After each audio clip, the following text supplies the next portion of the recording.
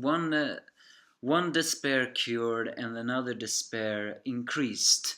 In the end, the villain alliance really are gonna take away Eri, aren't they? I just have a very big feeling they are gonna do, cause her quirk just got a whole lot more interesting. Although I'm still not exactly sure on how to describe it, so to speak. All in all, I sense enormous amount of despair in the air, and given for what happening, very likely. Yes, this is the Boku no Hero Academia, chapter 156. And we actually saw that what happened over the top. Turns out they neutralized Rikia Katsukame a long time ago. The problem is that he had taken the drug, so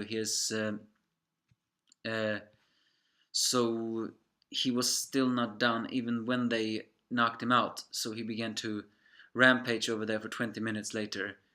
And it was pretty fun that the fact that everyone hid behind everything else while Neijiro tried to do something. It turns out her quirk is Surge, something like Hado. Well, that makes also sense. Guess she can fire shockwaves, surges like this. And then it's revealed what Toga would use her Deku blood sample for. It was simply to say, disguised as Deku, she would trick the others by saying, I came from the reinforcements, our objective is directly underneath that crossroads. And then Ryuki and the two girls would team up, but with Ushako making the bad guy float, and then Asuyu would grab him with her tongue, and then of course Neijiro will fire a Hado like that. That's a pretty awesome moment, especially when the girls say, because we're told day in and day out to go beyond plus ultra. We may not have seen the fight, but at least we see here excellent teamwork. And that's the reason why they have landed exactly where Chisaki is, because Toga tricked them into doing all this here. I suspected she would use the Deku blood for a very great despair, but now she has wasted that blood. Not that I'm complaining that she wasted it, unless of course she somehow has gotten more samples of his blood. But she did say that only with a small drop she could change into a person for 10 minutes or so. So I'm just saying she needs a bigger blood sample now if she wants to change back into Deku, right? I guess in the end it was just for one trick. And this was the Villain Alliance plan, because they have created because thanks to Twice, they have created a clone out of Mr. Compass. Oh yeah, and by the way, it turns out the Villain Alliance have their own words, which is plus chaos, not plus ultra. Which will they will use this clone compass to get towards Eri, and then kidnap her using the clone compass's quirk.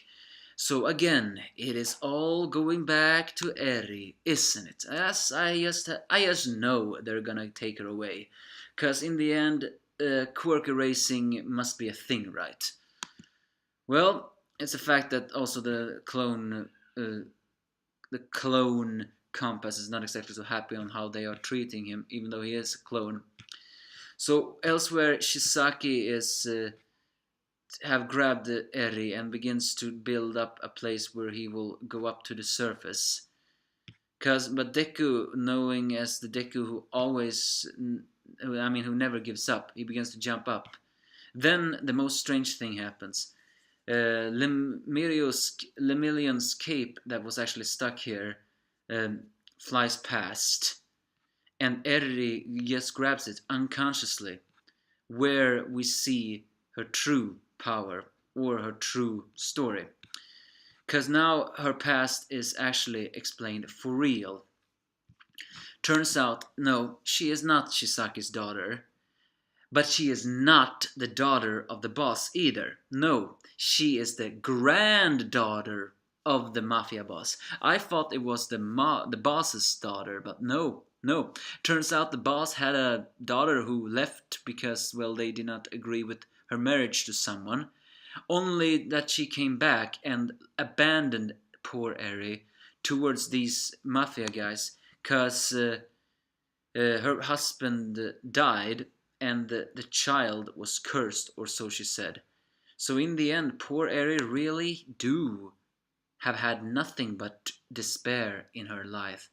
I mean, that's so unfair. Please don't make the villain alliance take her away. This girl deserves a happy end to her story.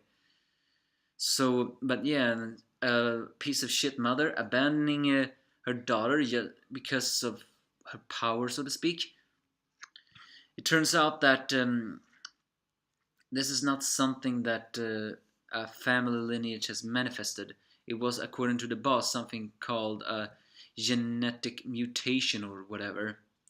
And they did not know the ability, but the reason why Shisaki showed interest in her, I guess, was the fact that the boss believed that her quirk were similar to Chisaki's, a quirk to destroy.